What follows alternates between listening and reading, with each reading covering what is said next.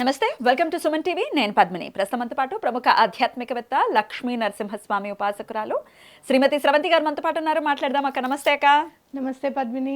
అక్క, అత్యద్భుతమైనటువంటి మాసం ఆశ్వయుజ మాసం. ఈ మాసం ఆ మాసం అని కాదు, మన అన్ని 12 మాసాలకి కూడా దాని వైశిష్ట్యం ఖచ్చితంగా ఉంటుంది. అయితే శరద్ ఋతువులో వచ్చేటటువంటి ఈ 2 మాసాలు కూడా, అంటే ఆశ్వయుజ మాసం, కార్తీక మాసం, చాలా చాలా విశేషవంతమైనటువంటి మాసాలు అని చెప్పుకోవచ్చు.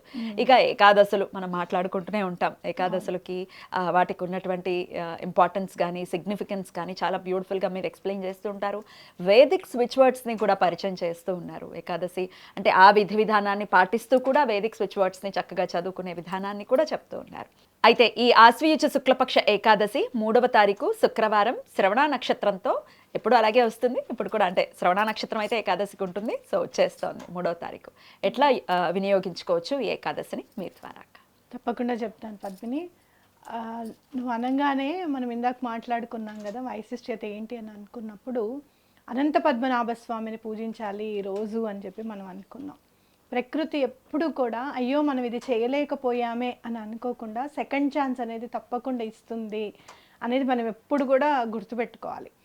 అలాగే చాలా మమకారం, అమ్మవారే ప్రకృతి కాబట్టి అమ్మకి ఎప్పుడు కూడా మమకారం ఉంటుంది. అయ్యో అప్పుడు చేసుకోలేదు కదా, ఇప్పుడు చేసుకుంటారేమో వీళ్ళని. మనం ఇది అనంత పద్మనాభ చతుర్దశి అప్పుడు అనంత వ్రతం చేసుకుంటారు కదా, వినాయక చవితి తర్వాత పద్మనాభ స్వామి. కానీ అది ఖచ్చితంగా ఆనవాయితీ ఉండాలి, తీసుకోవడానికి కూడా ధైర్యం ఉండాలి. ఇప్పుడు దాకా ఆనవాయితీ లేదు అని అంటే వాళ్ళు వేసుకున్న పోగుల్ని మనకిచ్చి మీరు ఈ సంవత్సరం నుంచి చేసుకోండి అని చెప్తారు. కానీ ఎవరినైనా పెద్దవాళ్ళని ఎదిరించాలన్నా, కొత్తది ఏదైనా స్టార్ట్ చేయాలన్నా మన మనసుకి చాలా ఒక రకమైన భయం అయితే ఉంటుంది అని ఖచ్చితంగా చెప్పుకోవచ్చు. అయితే ఇక్కడ మనము ఏ ఆనవాయితీకి మనం ఆలోచించాల్సిన అవసరం లేదు, ప్రకృతి అలా వరవించింది మనకి అని చెప్పుకోవచ్చు. ఎవరైతే మొన్న అనంత పద్మనాభ స్వామిని పూజించలేకపోయామే, మాకు ఆనవాయితీ ఉంటే బాగుండేది కదా అని అనుకునే వాళ్ళు, అలాగే ఇంట్లో చాలా కష్టకాలంగా ఉంది, మాకు చాలా ఇబ్బందులు ఉన్నాయి, అటు చూస్తే గనక ఆరోగ్య సమస్యలు ఏమన్నా వెంటాడుతున్నాయి అనుకున్నా, లేకపోతే ఆర్థిక ఇబ్బందులు ఉన్నాయనుకున్నా, ఇంట్లో సఖ్యత లేదనుకున్నా, ఆఫీస్లో ఇబ్బందులు అనుకున్నా, ఏదున్నా సరే, ఎలాంటి ప్రాబ్లం అయినా సరే అనంత పద్మనాభ స్వామిని కనుక పూజిస్తే, అందున ఏకాదశి నువ్వు అన్నట్టు డబల్ శ్రవణ నక్షత్రం, ఇంకేం కావాలి చెప్పు. తప్పకుండా ఆ రోజు ఏకాదశి నాడు విధి విధానంగా చక్కగా స్నానం చేసేసి హెడ్ బాత్ చేసుకొని ఉపవాసం అనేది ఖచ్చితంగా ఉండడం అనేది చేసుకోవాలి. ఎందుకు అని అంటే కనుక ఎప్పుడైతే మనం ఉపవసిస్తామో క్లెన్సింగ్ జరుగుతుంది, మన బాడీకి క్లెన్సింగ్ చాలా అవసరం. భగవంతుడు అందుకే నెలలో 2 ఏకాదశులు ఇచ్చాడు. ఎందుకు అని అంటే కనుక ఎవ్రీ 11th డే నాడు మనం క్లెన్సింగ్ చేసుకుంటే కనుక మిగతా అన్ని డేస్ కూడా బాగుంటుందని ఖచ్చితంగా చెప్పుకోవచ్చు. మేము ఉండలేము అండి అని అంటే కనుక అన్నానికి సంబంధించినవి కాకుండా ఏదైనా తీసుకోండి, పాలు పళ్ళు అలాంటివి తీసుకున్నా కూడా మంచిది అనమాట. అయితే ఇప్పుడు మరి ఏం చేయాలి, స్వామిని ఎట్లా పూజించాలి అంటే, మనకి అనంత పద్మనాభ స్వామి అనగానే నాకు బాగా గుర్తుకొచ్చేది ఏంటంటే స్వామివారి మూర్తి. అసలు అంటే నిర్మలంగా నిశ్చలంగా ఏదైనా సరే, మనం ఎప్పుడైనా సరే అమ్మవారి నుంచి ఉత్పత్తిని చూస్తాం, కానీ ఇక్కడ అయ్యవారి నుంచి ఉత్పత్తిని చూస్తాం. నాభి నుంచి స్వామివారి బ్రహ్మనే పుట్టించారు కదా. కాబట్టి ఉత్పత్తి అనేది ఖచ్చితంగా, అంటే మనకి ఏదన్నా లేదు అనేది ఇవ్వగలుగుతారు స్వామి అనేది గుర్తుపెట్టుకోవాలన్నమాట. అనంత పద్మనాభ ఎలా ఇవ్వగలుగుతారు అని అంటే, ఏమి ఇవ్వగలుగుతారంటే అనంతమైనవన్నీ కూడా, ధర్మబద్ధమైనవన్నీ కూడా స్వామివారు తప్పకుండా ఇస్తారు అనేది గుర్తుపెట్టుకోవాలి. అలాగే మీరు చూస్తే కనుక స్వామివారు ఒక రకమైన హర్బ్స్, బెల్లము, రాయి కలిపిన మిక్స్చర్తో తయారు చేసిన ప్రతిమ అనమాట, మూర్తి. కాబట్టి ఇక్కడ మనం హర్బ్స్కి ఎక్కువగా ఇంపార్టెన్స్ ఇవ్వాలి. హర్బ్స్ అంటే ఏం చేస్తారు అని అంటే కనుక, మీరు లవంగాలు కానివ్వండి, ఎలాచీలు కానివ్వండి, మీకు సుగంధ ద్రవ్యాలు ఏవైతే ఉన్నాయో అవన్నీ కూడా కొద్దిగా ఇలా ఒక రాశిలాగా పోసి స్వామివారికి నైవేద్యం పెట్టడం అనమాట. అలా ఇవ్వచ్చా? ఇవ్వచ్చు. ఆయన నుంచి వచ్చినవే కదా, ఉత్పత్తికి సంబంధించినవి ఏవైనా అంటే భూమి నుంచే కదా మనకు వచ్చేవి, అవునా కాదా? అంటే అక్కడ స్వామివారి హర్బ్స్కి సంబంధించినవి, అట్లాగే బెల్లానికి సంబంధించిన మూర్తిత్వం తయారు చేశారు అని అంటే ఏదో సంథింగ్ ఉంది అనేది మనం అర్థం చేస్తాం. మూల విరాట్ అలా ఉంటుంది. మూల విరాట్ ప్రతిమ హర్బ్స్ ను బెల్లము రాయి మిక్స్చర్తో చేసింది. అయిపోయి అది అలాగే ఉంటుంది, అది అలాగే ఉంటుంది. వేడికి కానీ లేకపోతే అసలు లేదు, లేదు. అద్భుతం. మన అసలు భగవంతుడు అనేవాడు ఉన్నాడా ఉన్నాడా ఉన్నాడా అని అడిగితే అసలు ఏ దేవాలయానికి వెళ్ళి ఆ ప్రాశస్యం చూస్తే అలా అవాక్కైపోయే దేవాలయాలే మనకన్నీ. ఇప్పుడు కామాక్షి అమ్మవారు ఉన్నారనుకోండి, ఆవిడ ఎక్కడ బేస్ ఉండదు ఆవిడకి, అలానే ఉంటారు. ఆ బేస్ ఊరికే అలా పెట్టారు అంతే, తీసేసిన అమ్మవారు అలానే ఉంటారు.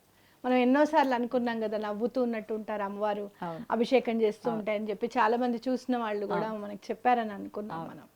కాబట్టి ఏ దేవాలయం ప్రాశస్తే ఆ దేవాలయానికి ఉంటుంది అనమాట. ఇక్కడ మనం చేయాల్సింది ఏంటి అంటే, హర్బ్స్ మనం ఇంట్లో ఏమున్నాయి, ఎలాచీలే ఉన్నాయి మీ దగ్గర, అవే సమర్పించండి స్వామికి. లవంగాలే ఉన్నాయి మీ దగ్గర, అవే సమర్పించండి స్వామికి.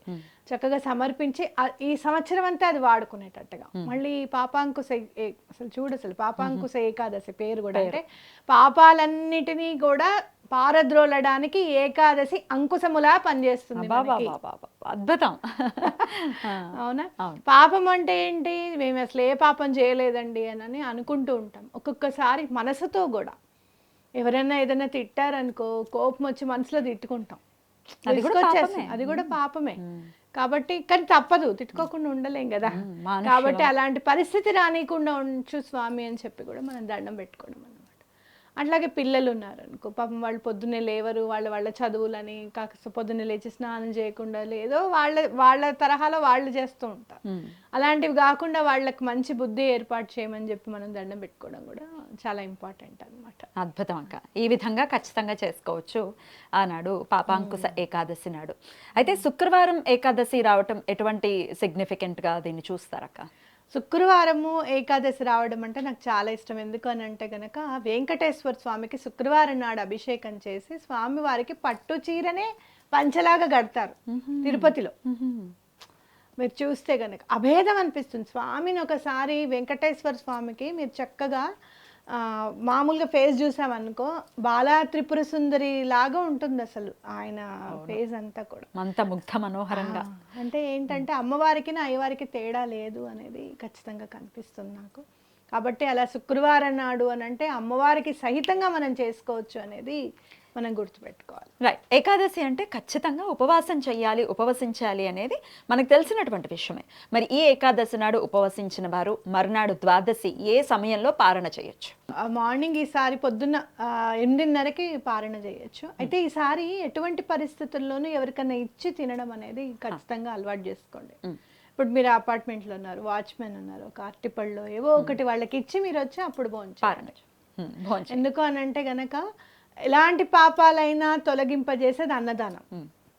ఓకే, కాబట్టి ఫస్ట్ మనం పాపాంకుశ ఏకాదశి కాబట్టి ఎవరికైనా ముందు దానం చేసిన తర్వాత మనం తినడం అనేది అసలు ఏకాదశిలో ఎప్పుడు కూడా మనం చేయాల్సిన పని. కాబట్టి ఈసారి తప్పకుండా అయ్యో మేము వెళ్ళలేమండి, గుడి దాకా వెళ్ళలేము అని అనుకున్నప్పుడు నరుడిలోనే నారాయణుడిని వెతకాలి మనం, అంతే కదా. అంతే.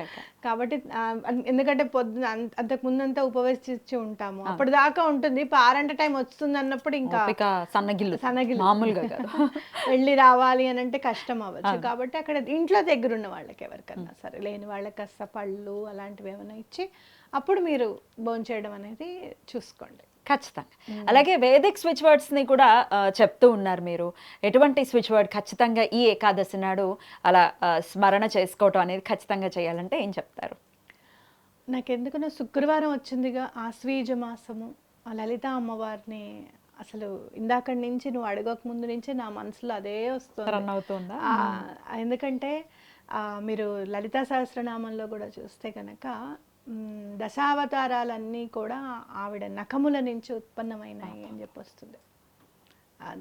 మీరు లలిత సహస్రనామంలో చదివితే కనుక ఆ శ్లోకం వస్తుందన్నమాట. నారాయణ దశాకృతి నఖోత్పన్న నారాయణ దశాకృతి అని వస్తుంది. అంటే నఖముల నుంచి చివర్ల నుంచి నారాయణుడి దశావతారాలు ఉద్భవించాయట అమ్మవారు. ఎందుకు అదే గుర్తుకొస్తుంది నాకు ఇందాక నుంచి. ఆ స్విచ్ వర్డ్ ఏంటి అంటే లలితం పద్మనాభం. లలితం పద్మనాభం అనుకుంటూ ఉండమంటారా? అనుకుంటూ ఉంటే చాలా మంచిది, చాలా మంచిది. చాలా చాలా బ్యూటిఫుల్గా ఎక్స్ప్లెయిన్ చేశారు. ఈ పాపాంకుశ ఏకాదశి ఏదైతే ఉందో మీరు అన్నట్లుగా పాపానికి అది అంకుశం అవ్వాలి.